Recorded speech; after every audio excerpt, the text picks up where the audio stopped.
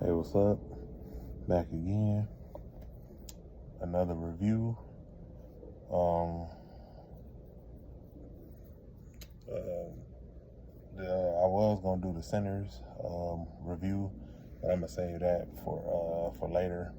Right now, I'm reviewing Daredevil, Born Again season 1 review. Man, um, you know, I watched the Netflix Daredevil. This the same version from the Netflix version to the one that we got in Spider-Man No Way Home, She-Hulk, and Echo. So Charlie Cox is back as Daredevil, and Vincent D'Onofrio is back as Kingpin, respectively. They pretty much brought back majority of the cast from the original series. Um, Overall, man, I liked it, man. Everybody, everybody been crying and complaining. Who's not as good as the Netflix version? Is up there with it. Um, like I said, I still enjoyed it. I don't care what nobody else said. I still enjoyed it. They telling the story that they wanted to tell.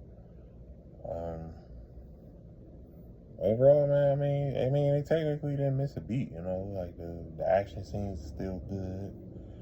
We still got the brutality. As the Netflix show. I mean, it's still there, man. The acting was great. Had like one filler episode, but it was still good. Even like the filler episode, which was episode 5, it was still good, man. Like I said, I liked it, bro.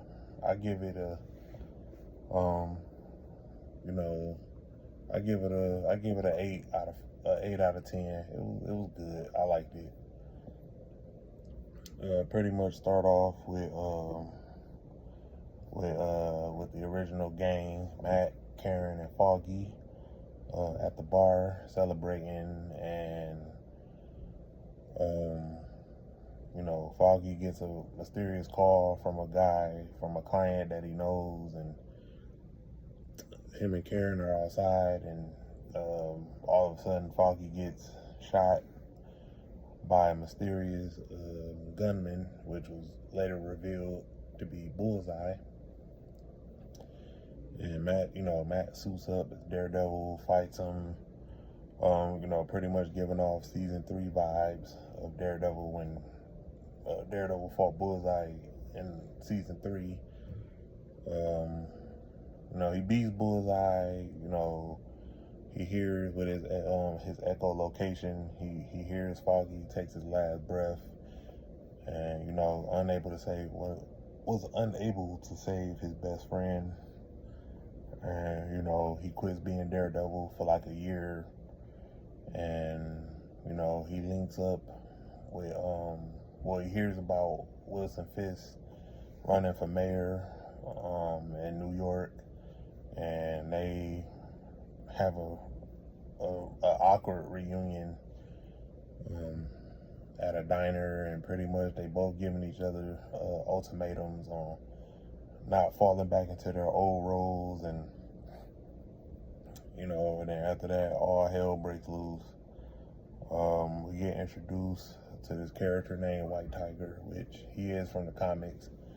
I cannot pronounce the actor's name who played White Tiger. Sadly, he passed away back in the end of 2023 from throat cancer. That was very sad to hear. We got him for 3 episodes, and they killed him off.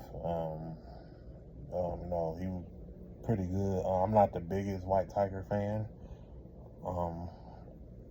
in the comics, but he was still a cool character. For what it was. It was, like I said, it was sad that the actor passed away. But overall, you know, he gets killed, and we get introduced to this new character called Muse. He's a deranged serial killer. I know of the character. I wasn't that well educated about him. I knew of him. I know, like in the comics, I think he's an Inhuman in the comics, and he pretty much paints graffitis throughout the city, but he's not using paint. He's using human blood as to draw these murals, which is very disturbing. And you know, he pretty much got wasted. They didn't really do anything with him. Punisher comes back, John Bernthal, which he is the best Punisher live action. I don't care what nobody says. Fight me on that. I'm a big Punisher guy, and I'm a big Daredevil guy too. But I like Punisher more than Daredevil. But yeah, you know, it was good to, you know, even though I already knew he was coming back. John Bernthal was coming back, but it was good to see him back. You know, see him and Matt, you know, clash. You know, due to their different ideologies and, you know, moral compass with whatnot. Kingpin and his wife, man, they ended up winning. The season ends on a cliffhanger. Like I said, they already been renewed for season 2. They're currently still filming season 2 as of this recording.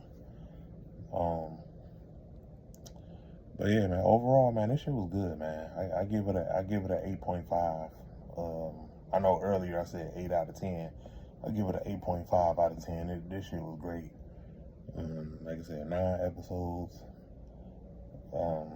Like I said, man, they didn't lose a beat. Yeah, like I said, everybody already, oh, it's not as good as the Netflix. Yeah, to me, it is. I don't care what nobody says. This shit was still good. Like I said, that's the problem about the fandom. Everybody wanna bitch and moan about every little thing. Like, it's like, if you don't like it, just don't watch it. It's that simple. Just don't watch it. But this was good. I can't wait for season 2. I can't wait for the Punisher like special presentation that they're doing next year. Coming out around the same time season 2 of Daredevil drops. So I'm gonna be looking forward to both. But my Sinners review, that's coming up right after this, so be on the lookout for that. Until then, peace, one love.